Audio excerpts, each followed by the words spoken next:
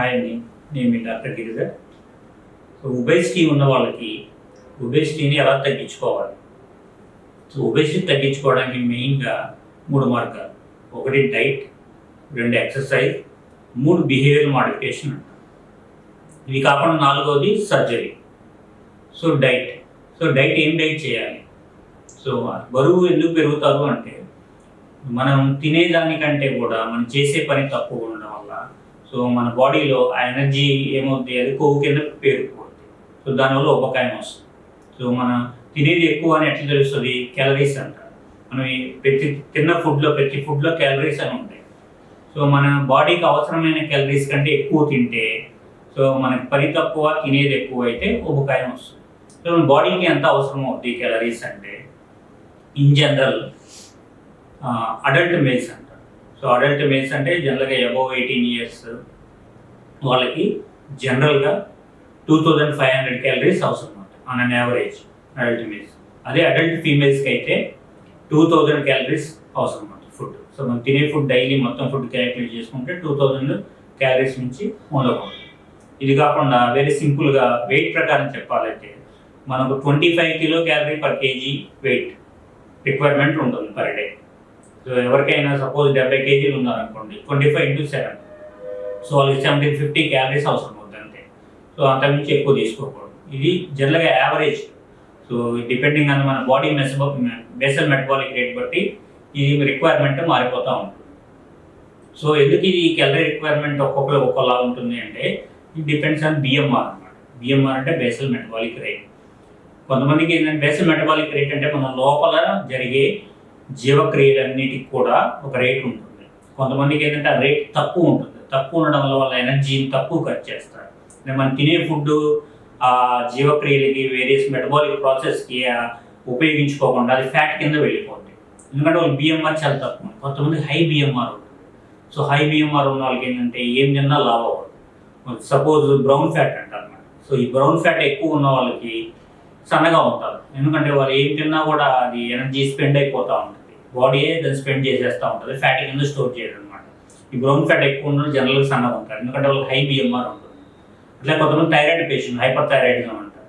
Thyroid hormone ఎక్కువ ఉత్పత్తి అయ్యి బేసల్ మెటబాలిక్ రేట్ చాలా ఎక్కువైపోయి వాళ్ళు తిన్నదంతా బాడీ యూజ్ చేసేసుకొని ఇంకా వాళ్ళకి మజిల్స్ కూడా ఇవన్నీ లాస్ అయ్యి వాళ్ళకి కెకెక్సియా అంటారు అనమాట. సన్నబడిపోతారు. సో హైపర్ థైరాయిడిజం అంటారు. సో ఈ బిఎంఆర్ని బట్టే బాడీలో ఎనర్జీ ఫ్యాట్ సేవ్ అవుద్దా లేదనేది డిపెండ్ అవుతుంది. సో బిఎంఆర్ బాగా తక్కువ ఉన్న వాళ్ళు ఉపకాయం వస్తుంది. బిఎంఆర్ బాగా ఎక్కువ ఉన్న వాళ్ళు సన్నబడిపోతారు, సన్నగా ఉంటారు. సో ఈ బిఎంఆర్ ప్రకారము ప్లస్ మన బాడీ వెయిట్ ప్రకారం మన క్యాలరీస్ రిక్వైర్మెంట్ ఉంటుంది. మన లైఫ్ స్టైల్ ప్రకారం మనం ఎక్కువ పని చేస్తామా, యాక్టివ్గా ఉంటామా, సో సెడెంటరీ లైఫ్ స్టైలా, అసలు ఏం చేయమా, లేకపోతే మైల్డ్ యాక్టివిటీ ఉందా, మోడరేట్ యాక్టివిటీ ఉందా, లేదా సివియర్గా మీరు పని చేస్తారా రోజంతా అనే దాన్ని బట్టి మన క్యాలరీ రిక్వైర్మెంట్ ఉంటుంది. ఇన్ జనరల్ అయితే 25 kcal per kg సరిపోతుంది. మన యాక్టివిటీ కనుక బాగా సివియర్గా ఉంటే 500 క్యాలరీస్ ఎక్కువ పెంచుకోవాలి. మన యాక్టివిటీ తక్కువ ఉంటే 500 క్యాలరీస్ తక్కువ పెంచుకోవాలి. సో ఫస్ట్ వెయిట్ లాస్లో మెయిన్ ఏంటంటే ఫస్ట్ మనకు క్యాలరీస్ మనం రోజు ఎంత తింటున్నాం అనేది క్యాలిక్యులేట్ చేసుకోవాలి. ఆన్లైన్లో వేరియస్ యాప్స్ వచ్చినాయి. మీరు తినే ఫుడ్ వెయిట్ చేసి ఎన్ని గ్రామ్స్ తింటున్నారు, దానిలో ఎన్ని క్యాలరీస్ అని చెప్పి తెలుస్తుంది. సో దాని ప్రకారం మనం తినే క్యాలరీస్ ఎంతో చూసుకోవాలి. సో స్పెషల్ డైట్ ప్లాన్లు అవసరం లేకుండా ఇమీడియట్గా తగ్గాలంటే మనం తినేదే రోజు 500 క్యాలరీస్ తక్కువ తింటే కనుక ప్రతి వారం మనం ఒక 1/2 to 1 kg వెయిట్ లాస్ అవుతాం. 1/2 kg. సపోజ్ మీరు రోజు 2000 క్యాలరీస్ తింటున్నారు, అయినా లావ్ ఉంటున్నారు. నెక్స్ట్ డే 1500 తినాలి. అట్లా 1 week తింటే ఒక 1/2 kg తగ్గుతారు. అట్లా తగ్గుతూ ఉంటారు గ్రాడ్యువల్గా. ఇమీడియట్గా తగ్గాలి అంటే 1000 calorie డైట్ అంటాము జనరల్గా. సో 1000 స్టడీస్, సో ఏదైనా స్టడీస్ ప్రకారం మనకి ఇవి నిర్ణయించబడతాయి. స్టడీస్లో ఏం తెలిసిందంటే 1000 calorie డైట్ తిన్న వాళ్ళు వెయిట్ ఇమీడియట్గా తగ్గారు వాళ్ళు ఒక 3 to 4 monthsలో అని చెప్పి స్టడీస్లో తెలిసింది. 1000 calories అంత తక్కువ డైట్ చాలామంది టాలరేట్ చేయలేరు అనమాట. సో అందుకనే మనం తినే డైట్లో క్యాల్కులేట్ చేసుకొని నెక్స్ట్ డే నుంచి 500 calories తక్కువ తిన్నట్టయితే మనం వెయిట్ తగ్గచ్చు. అట్లా కాకుండా ఇంకా సింపుల్గా వెయిట్ తగ్గాలి అంటే పోషణ కంట్రోల్ అనమాట. సో ఏదైనా ఒకేసారి కడుపు నిండా తినకూడదు. మనం తినేది కూడా రోజు ఉదయాన్నే మార్నింగ్ బ్రేక్ఫాస్ట్ 4 దోశలు తింటే నెక్స్ట్ డే నుంచి 3 తినాలి. రోజు రైస్ ఒక కప్పు తింటే 1/2 cup తినాలి. సో సో అట్లా మనం తినేదే కొంచెం తగ్గించి తిన్నా కూడా బరువు తగ్గుతారు. ఫుడ్ కూడా రీప్లేస్ చేయాలి. కార్బోహైడ్రేట్ ఫుడ్ తగ్గించేసి ప్రోటీన్ ఫుడ్ ఎక్కువ తీసుకోవాలి.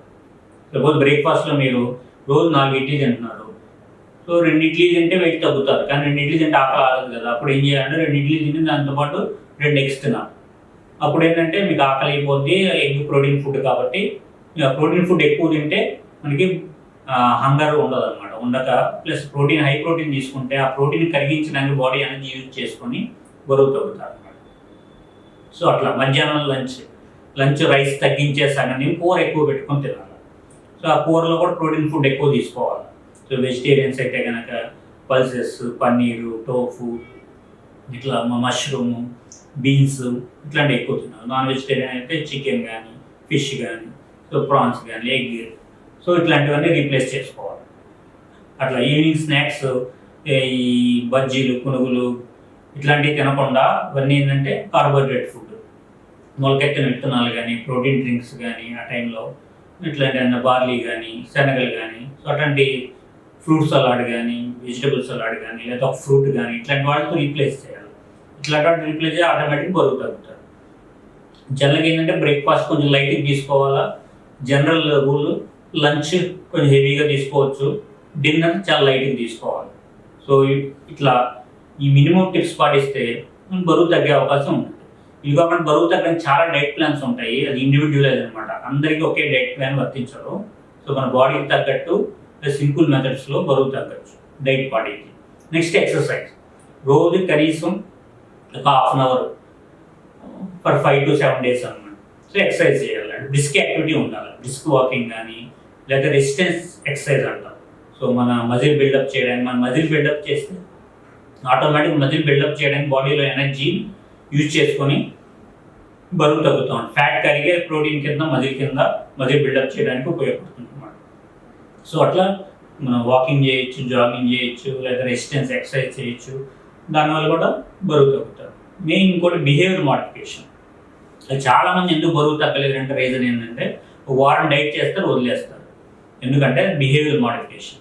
ముందు నేను తగ్గాలి అని చెప్పి నువ్వు స్ట్రాంగ్గా అనుకొని సో డైట్ ప్లాన్ కానీ అనుకున్నది కానీ లాంగ్ టర్మ్ పాటించగలిగేలా ఉండాలి. జస్ట్ ఒక వారము, 15 రోజులు, నెల రోజులు చేస్తూ ఉపయోగం లేదు.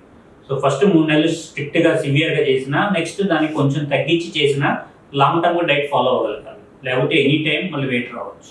చాలామంది జిమ్కి వెళ్తారు, 2 నెలల్లో చేసి వెయిట్ తగ్గుతారు. జిమ్ అనేసి అంటే దాన్ని డబుల్ వెయిట్ అవుతాడు. సో అట్లాంటివి చేయకూడదు.